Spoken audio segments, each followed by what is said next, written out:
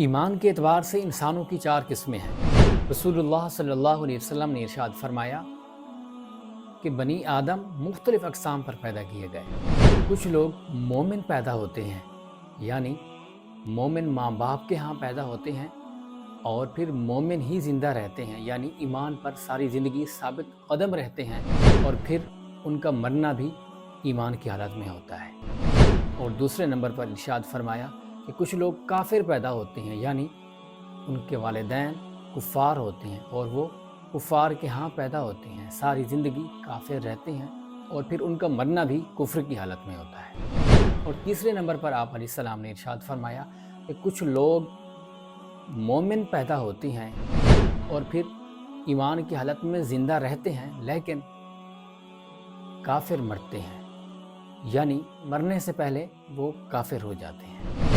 और चौथे नंबर पर आप अलैहिस्सलाम ने इरशाद फरमाया कि कुछ लोग काफिर पैदा होते हैं और काफिर ही ज़िंदा रहते हैं, लेकिन मरने से कुछ देर कबल वो ईमान ले आते हैं और मोमिन बन जाते हैं और अल्लाह ताला फिर उनका ख़ातिमा ईमान पर फरमाता है। दुआ है कि खालिक़ कायनात हम सब को ईमान पर साबित कदम रखें। आमीन।